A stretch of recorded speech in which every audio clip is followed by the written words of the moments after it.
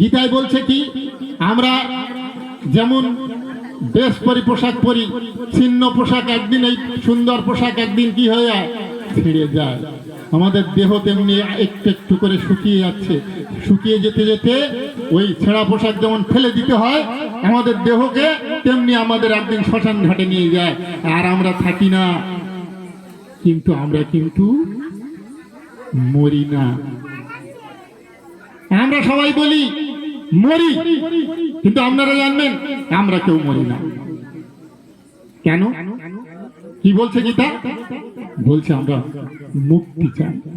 আমার মরণ হয়নি, আমার মুক্তি হয়েছে। আপনারা যেদিন মুক্তি বলবেন আমার মরণ হয়নি, মুক্তি, সেজন্য মুক্তির জন্য কি করতে হবে? আত্মজ্ঞান। আত্মজ্ঞান যতদিন আমাদের না হবে আমরা ততদিন পশু থাকবো। আমরা যেমন আসি তেমন চলে যাব। কিন্তু কে কজন আত্মজ্ঞান লাভ করে? কে কজন আত্মজ্ঞান লাভ করে?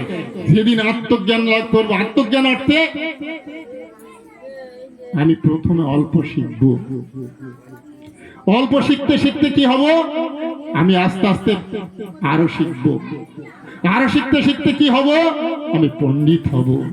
পণ্ডিত হতে হতে আমি কি করব? মানুষকে জ্ঞান বিলাবো। আমার আত্মা তখন কি হচ্ছে? আত্মা তখন চির মুক্ত, চির শাশ্বত। তখন ঈশ্বর আমাকে পাঠিয়েছে, তার সঙ্গে আমি সান্নিধ্য লাভ করছি এবং আমার সেই ঈশ্বরের বাণী আমি মানুষের নিকটে পরিবেশন করছি, এবং তখন কিন্তু আমাদের মুক্তি হবে। তা না হলে আমাদের মুক্তি নেই।